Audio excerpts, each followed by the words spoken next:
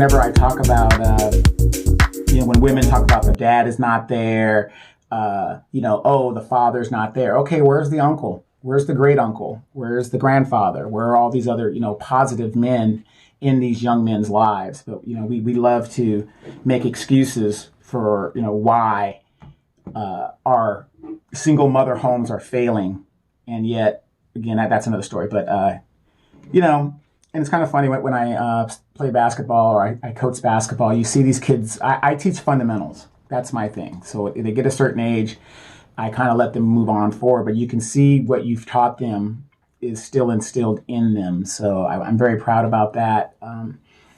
Seeing all of these kids that I coached, how they've progressed. And you see, I'm a defensive specialist. So that was one of the things I taught, because those of us that play basketball know you don't necessarily have to be a scorer.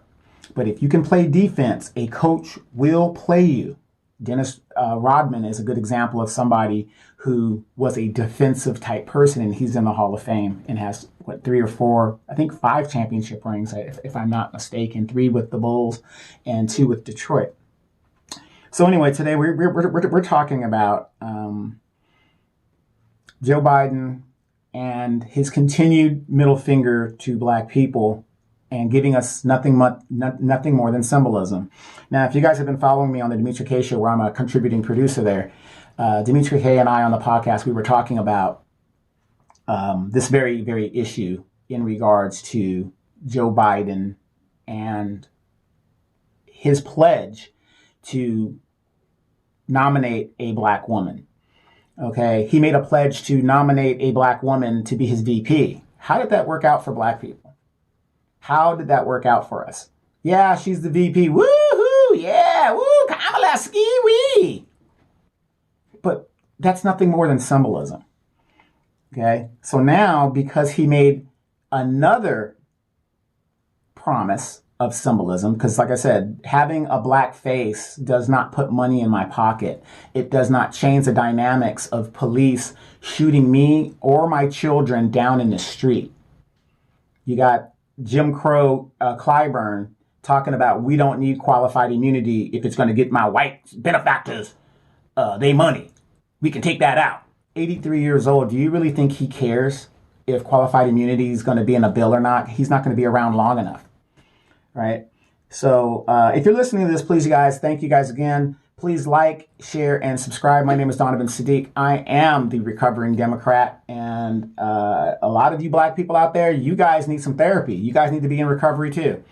It makes no sense that you keep voting for a party that keeps giving you the middle finger and does nothing for you that is tangible, okay? Juneteenth, we didn't ask for that. Asians got what they wanted. Everybody got what they wanted. We haven't got anything that is going to enrich or change substantially our lives. We need tangibles. We need reparations. That isn't something that we want. That is something that we need in order to survive. So if you're listening to this podcast, please do me a favor, like, share, and subscribe. You can also catch me on Sundays at 3 p.m. Pacific Standard Time. I am on the Dimitri K Show, and we talk about all kinds of stuff that affect the black community. So if you're here and you want drama with the Tasha K situation and you want celebrity news, this might not be the place for you, because I like to talk about serious and progressive type things. So let's get into it right here. So I'm going to read this article for you guys, and let me quote where the article is from. This is from AP News, and it goes, Biden's vow of black justice, a nod to his most loyal voters. Now, why is it that people know that black people are the Democratic's most loyal voter, Democratic Party's most loyal voters?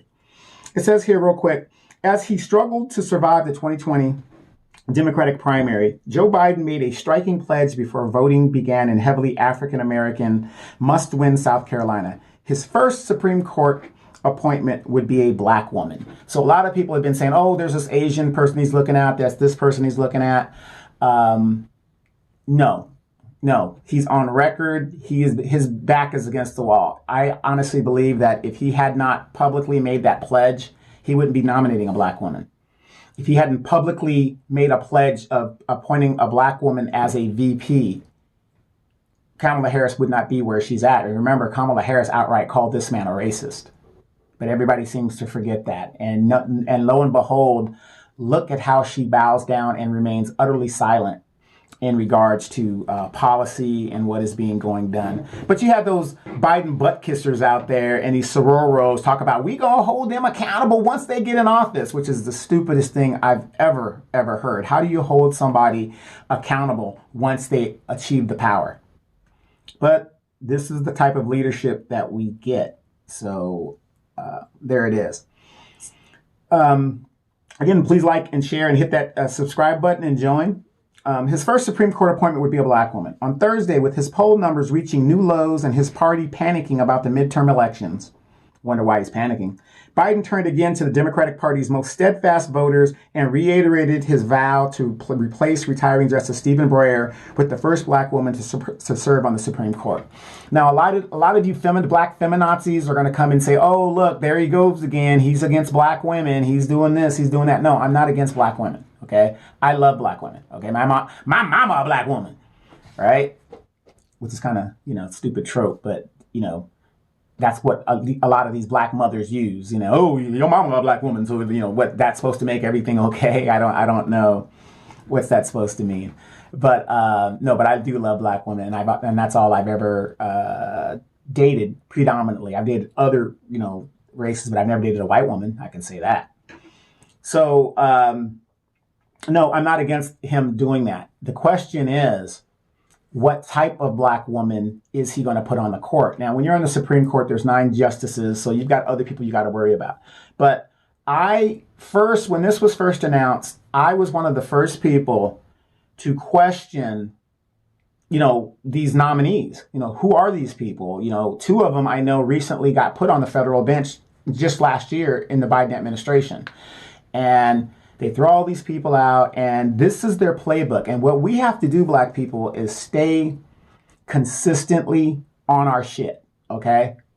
We need tangibles. The baby boomers are going daily. Their voter base is shrinking while the millennials and the other groups are growing.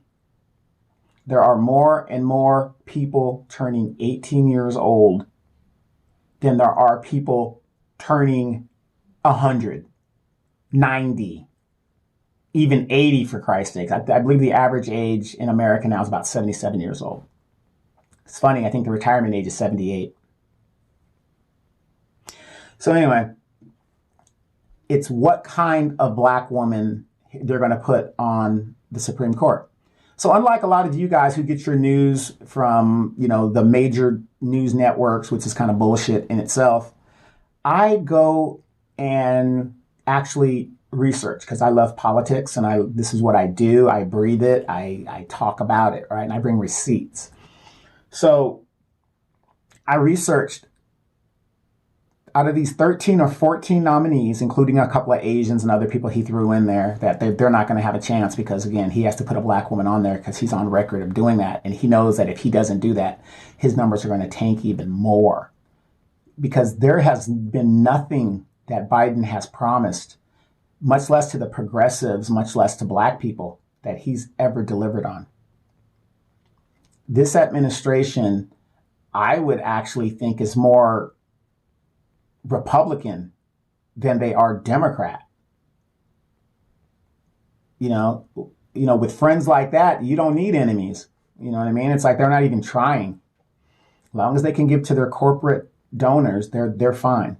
But yet you've got these older Negroes out here talking about give him time. Everything he wanted to give to people that wanted something, he did it within 45 days of being inaugurated president. And it's kind of like this, and I use this analogy a lot. It's like when you go into a restaurant and you go into the restaurant with your family and then you sit at a table. And Malcolm X used something like this as well. Everybody else in the restaurant has been served. They've gotten their food, they're eating, they're talking, they're drinking. Some of them are on dessert. Some of them are even leaving. and you see the wait staff is sitting there on their phones and they're talking and they're chatting and they're, having a good time. The chefs are in the back still doing what they're doing, but the wait staff and the host, they're just chitting and chatting, and you and your family are sitting there. Just because you're in a restaurant, does that mean that you're a diner? Everybody else has been served. There's no other excuse why you can't be served. At least take our order. We're not even getting that. And that's how the Democratic Party has been treating the black vote and black people. They have every excuse in the world why we can't be served. Everybody has cut in the line in front of us, yet we still can't be served. And once they've cut in the line, they've been served and they go on their way. There's nobody else in the line but us. And we can't get service. Why do we continue to support these people?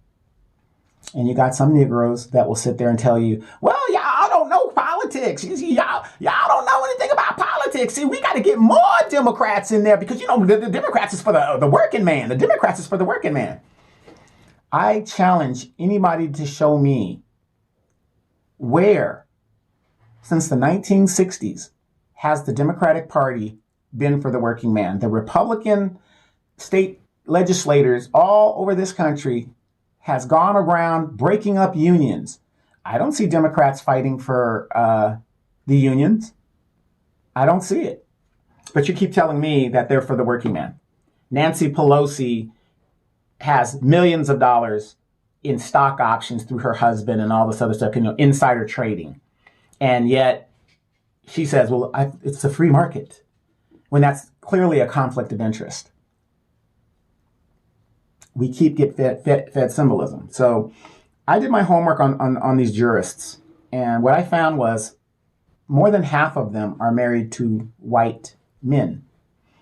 And let me be the first to tell you guys, and do not get this twisted, because you got the feminazis that are going to say something. I am the first person to say, love who you want to love. I don't give a damn. That has nothing to do with it. When I see a black man with a white woman, I have the same kind of reservation that I would if I saw a black woman with a white man. But you know what?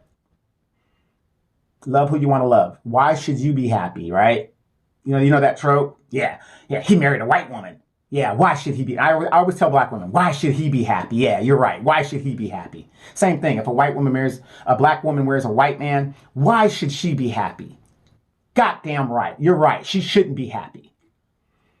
But in the dynamics of man to woman, a man is the head of the household, supposedly, okay, in a traditional family. And I have a lot of friends that are international. I was in the military. You guys, those of us that are in the military, we spread democracy wherever we go. And there's a lot of interracial marriages within the military from people from different cultures. And that's a great thing. And some of my friends, I was raised in Okinawa, which is in Japan. And so a lot of my friends are half Asian, half black, half Asian, half white, or whatever. Even some of them are just straight Asian, right? Now, fast forward 30, 40 years, we're adults. And I would see some of their children and I'd be like, wow, look at their kid, and it's great to see them. It's great to see them. But I happen to know those kids are half Asian, half Okinawan, half Korean, half Singaporean, whatever you want to call it, half Thai. And they don't speak the language. The grandma speaks the language, the daughter speaks the language, but the kids don't speak the language. I think that's a disservice to the children. Or is it that the father doesn't want that being spoken? You know what I mean? Or maybe it wasn't important, okay? But if that side of their family isn't important, why should the American side be important? Why should the white side be important? I have yet to run across, it's very rare for me, I'm not saying it doesn't exist, where I ran across a black man married to an Asian or an other, and the other side isn't also taught. It's very, very rare. I haven't ran across it that I'm aware of.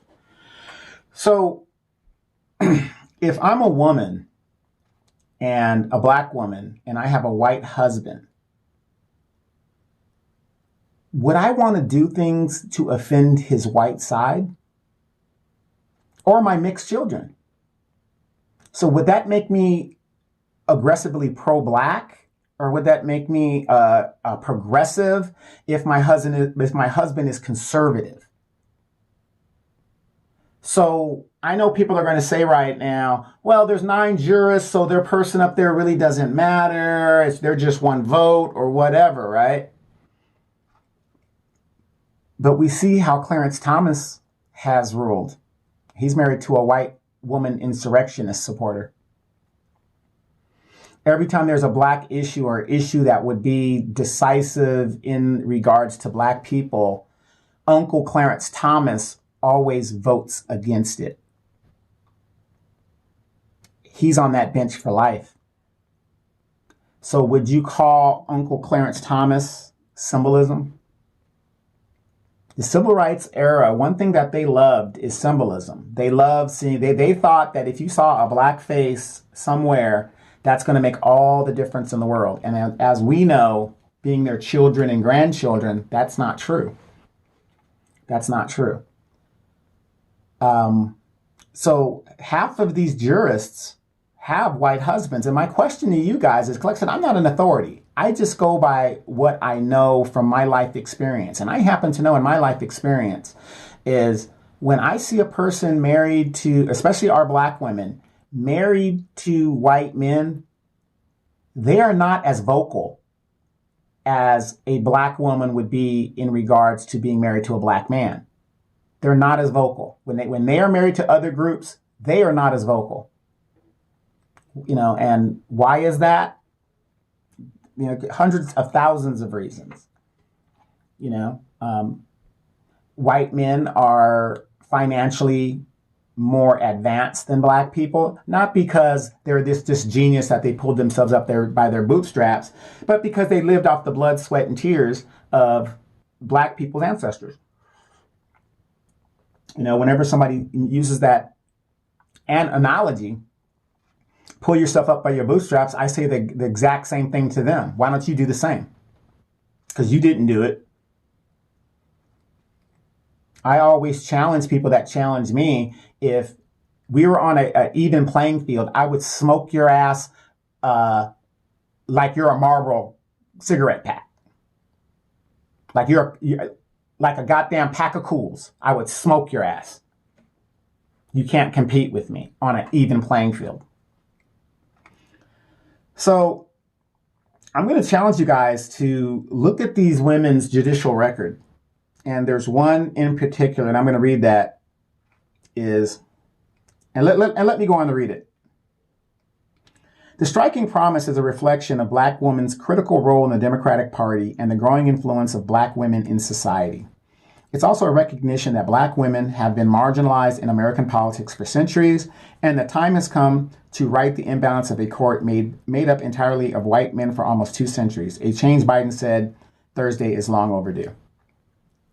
Okay, where have black men been in politics? We had one black president who isn't a fundamental black, and they act like black men have been, rolling in the politics for years. We've had Shirley Chisholm. We got to get away from this narrative, which is total bullshit, that like black men are doing something on their own. We never had the power. And I'm not making excuses. Show me where black men have had the power to do anything. Where? We've been in this struggle together. And we've got to start telling the truth about that. We've been in the struggle together. Shirley Chisholm. I can go on. Barbara, what's her name? Jordan, down in Texas. We're talking about in the 60s and 70s. These were powerful black women. Harriet Tubman. We could go on and on and on about being in the struggle with these various names together. Coretta Scott King, right there near her husband.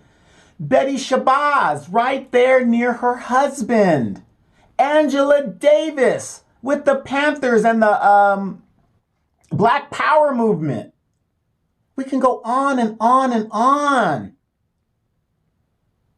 Stop with this bullshit narrative of blame the black man because this isn't happening. Show me where a black man has ever been in power to do something. If anything, there are more women in politics today than there are black men.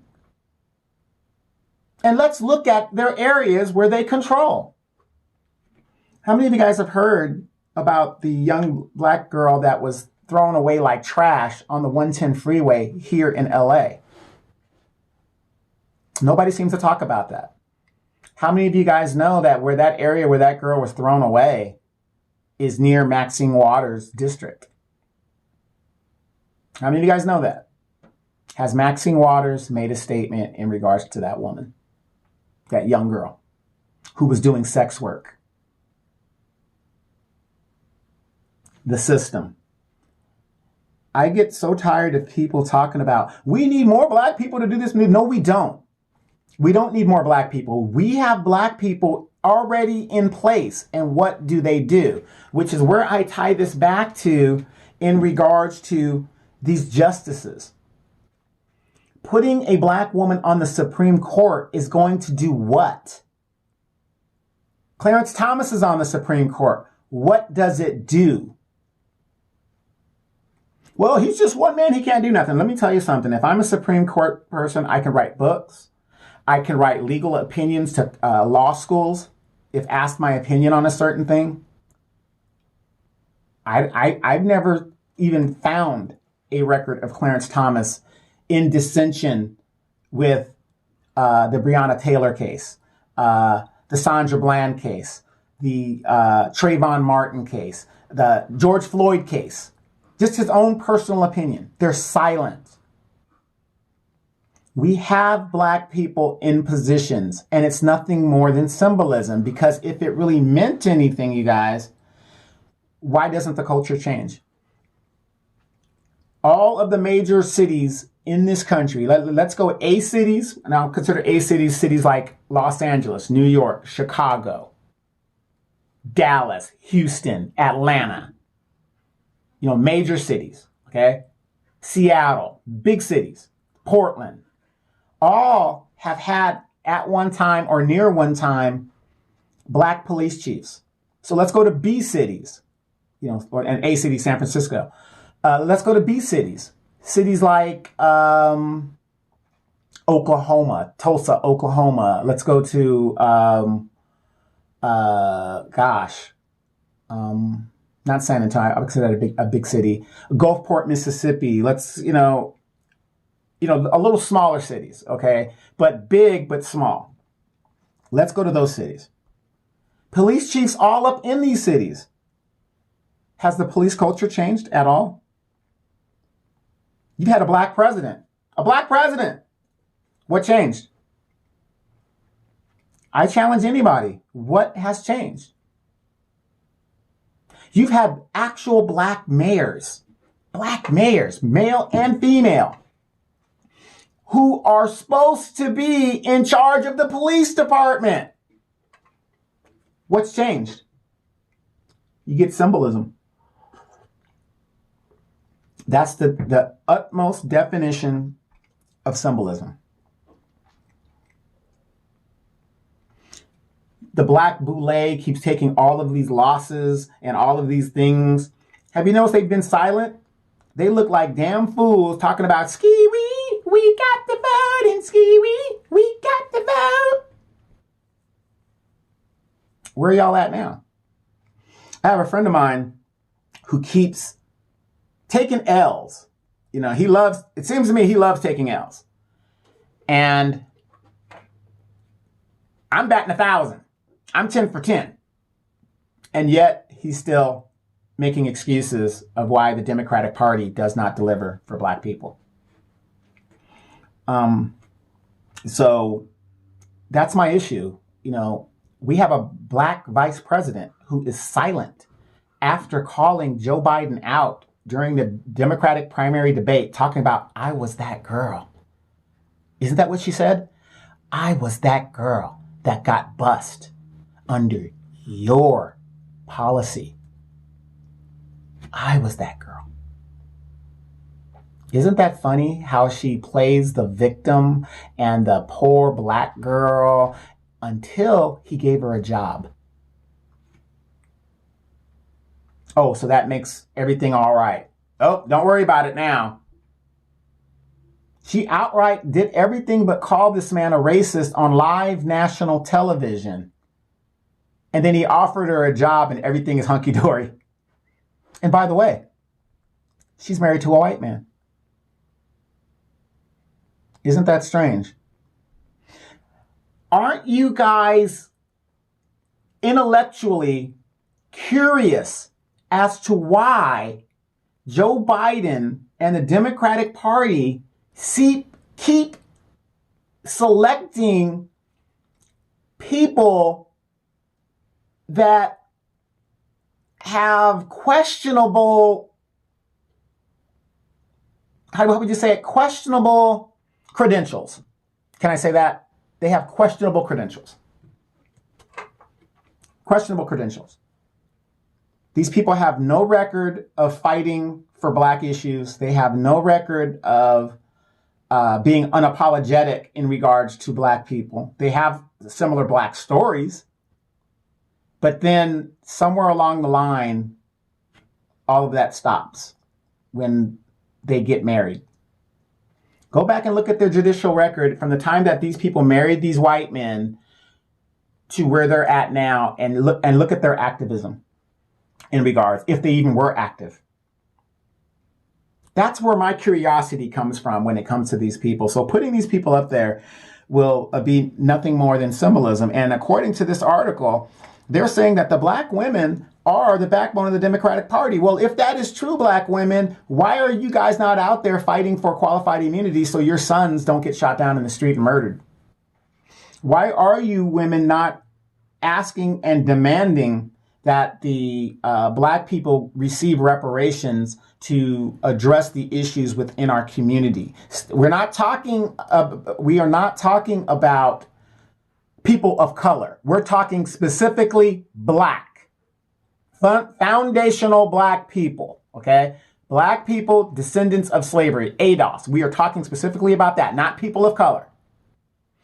Ladies and gentlemen, if a politician starts talking about people of color, walk away from that person. Walk away from that person. Because when you start talking about people of color, then we're talking about all the other groups, which resources are not infinite. Okay, we don't have infinite resources here. Thus, when it comes down to black issues, reparation, well, what's it going to cost? I think we need to study it. You didn't study $61 billion going to an Indian, $5 Indian tribe. You didn't study that. You didn't study $3 trillion during the COVID crisis. You didn't study that. You didn't study 30-something million dollars going to the Asian community in regards to also being a protected class. You didn't study $300 million going to Afghanistan and bringing 280,000 people who betrayed their country to this country and gave them protected status and all the resources they need in regards to make them a permanent class here in the United States. Only when it comes to black people do we worry about the cost. What's it gonna cost? So black women, since they're putting this shit on you, when are you going to start repping for your own people? When are you going to start repping for your grandchildren, male and female? This young girl here in LA was thrown on the side of the road, of the highway, like trash.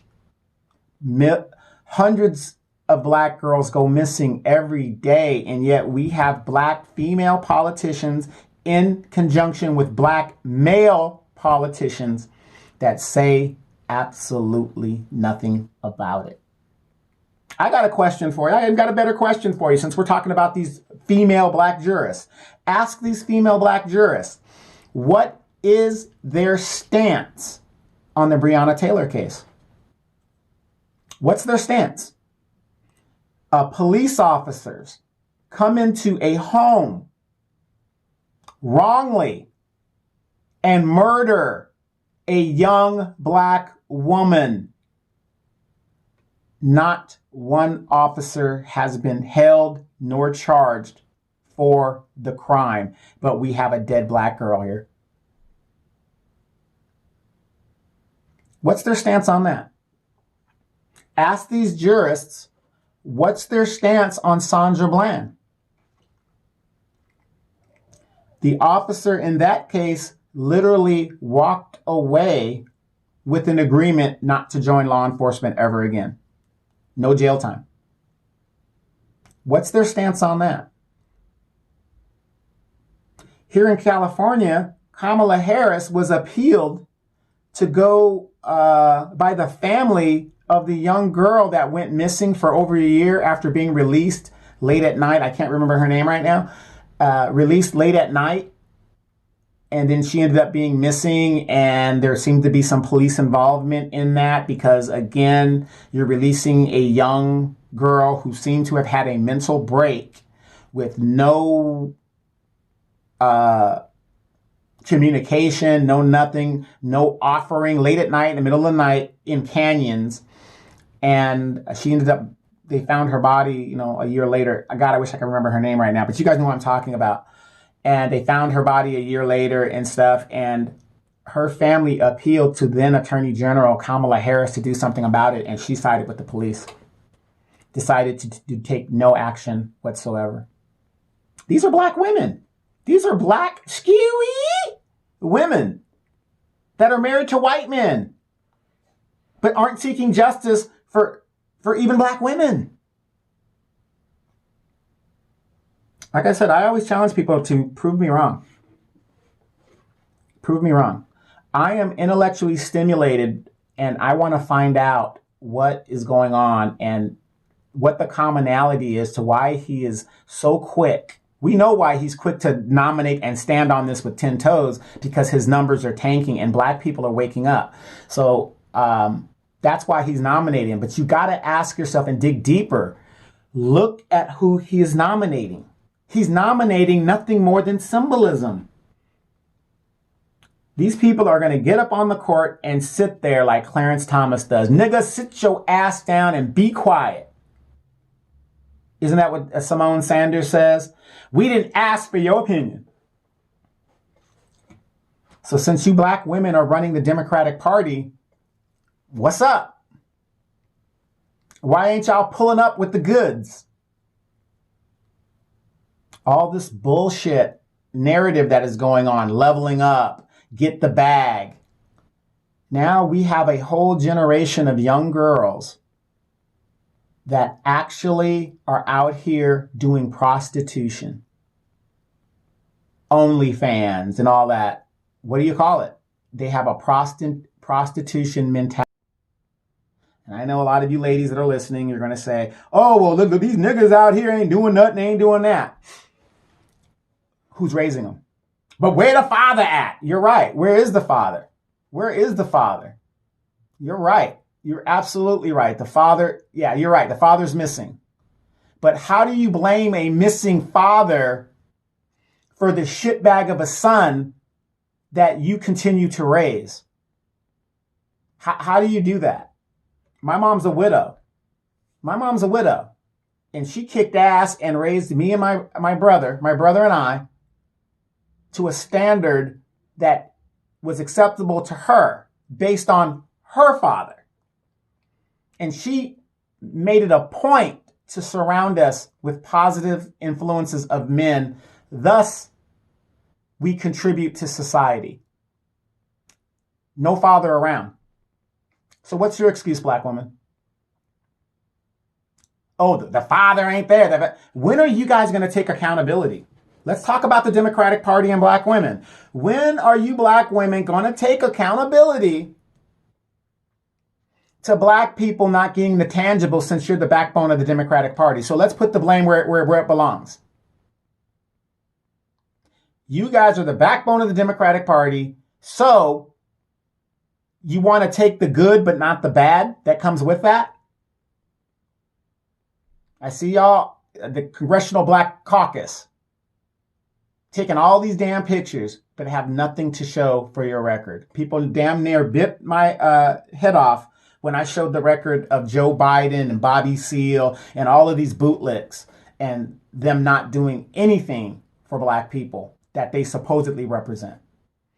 Why is it that in the black political communities that are controlled by black Democrats, it looks like hell on earth? Why is that? I'm not a Republican. I'm a recovering Democrat. I want to be a Democrat. I'm addicted to being a Democrat because my mama was a Democrat, my daddy was a Democrat, my grandma was a Democrat, my grandfather was a Democrat. I'm addicted to the Democratic Party.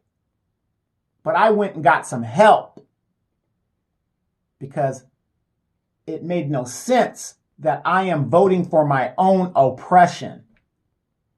Absolutely makes no sense. Absolutely make no sense. Joe Biden will tell you, oh, well, I'm not Bernie Sanders. I'm not a socialist. But your numbers are tanking because you're acting like a Republican. Your moderate policies and your conservative policies, you're not delivering the goods. That's why your numbers are tanking. Maybe you should be a socialist. Maybe you should cater to the left and the progressives. The progressives gave you guys everything you wanted in the infrastructure bill. Caved. If the progressives don't learn anything, don't do it no more. You're not delivering for your constituents in the Democratic Party.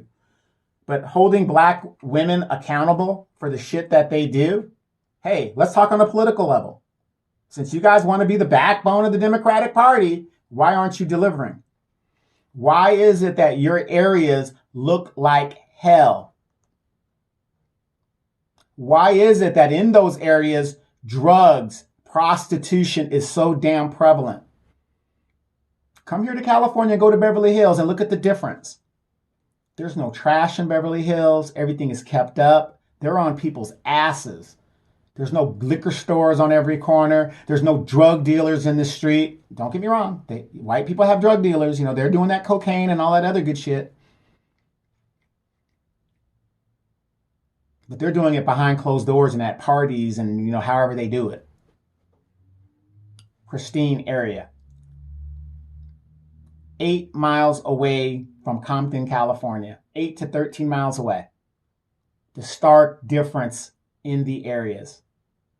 Go to Orange County, California. Go down to San Diego where you have some Republican-held districts. Look at the difference. Look at the difference. And you tell me. I'm the recovering Democrat. I mean, I'm not stupid. So I'm going to challenge you guys to challenge this symbolism that the Democratic Party keeps trying to trick you into doing. How many times are you going to get bent over with no Vaseline and take it in the keister? How many times are you guys going to do that? Doesn't make sense to me. But that's what they still do. And this lady, Childs, who's a big pick from it says Biden's early discussions about a successor to Breyer have refocused on U.S. Circuit Judge Ketanji Brown Jackson, U.S. District Judge J. Michelle Childs, and California Supreme Court Justice Leandra Kruger, according to people familiar with the matter who spoke on condition of anonymity to discuss White House deliberations. Child is a favorite of Clyburn. Uh-oh. She's a favorite of Clyburn, so you know what that means. Fish fry! Fish fry! She's gone to all the fish fries. Here's a man that took qualified immunity out of a bill. And matter of fact, the bill didn't even pass. The bill's been tanked. They haven't even talked about it since. So where are you black representatives, and especially you black women who run the Democratic Party and the backbone of the party? Why aren't you guys telling Nancy Pelosi you need that bill reissued? There's only 13 votes that separate control of Congress. 13 votes in the House. 13 votes. Congressional Black Caucus is made up of 58 members. 58. Listeners, do the math. If there's only a 13 vote difference in the House and I control 58 members of my caucus, who controls Congress? You see in the Senate, 2 people have basically stopped an agenda of millions of people, things that would help millions of people. 2 people did it. So if I have 58 caucus members in my caucus, who controls Congress? Please explain it to me. The Black Caucus has the numbers. I would go to Nancy Pelosi and say, look, just like the Asians did to get their bill, if you don't, 2 Asian senators, if you do not give us what we want, your agenda is not going anywhere. Your agenda is dead on arrival. What did they do? They voted it in overwhelmingly. I have 58 members. 58. Nancy, if I do not get a reparations bill, we can't even get a goddamn study. If I don't even get that, your shit's dead on arrival. Simple as that. But nope. We love the massa. We love oppression. The baby boomers have gotten theirs. Again, 75% of all wealth in the Black community is controlled by my parents' generation, which is the baby boomers. Ask yourself this question. Intellectually stimulate yourself. Intellectually question things. If 75% of our wealth is controlled by the baby boomers, then why is it that their descendants aren't doing well? How is that possible? The next generation should do better. Or is it that the baby boomers are so damn selfish that they think they're going to live forever? Well, you guys, all I can do is put the word out there. You've got jurists that have been nominated to the Supreme Court that are married to white men. Is that a problem? I don't know. Is it a problem? I am not sure. It could be. I'm Donovan Saadiq. I'm having some audio problems right now. But something to think about, you guys. I think it's very troubling. More symbolism, and Black women love it. They love more symbolism.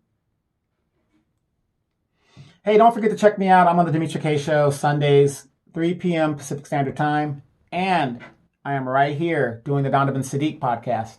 Please join me as we have a stimulating conversation. Also, if you got the chance, please like, share, and subscribe. We're just trying to have a discussion about what's going on. Things need to change because we're running out of time. We are, if not already, a permanent underclass. And once you become permanent, it means exactly that. Permanent. I'm Donovan Saadiq, the recovering Democrat. Some of you guys, go get some help. All right, we'll see you guys again next week.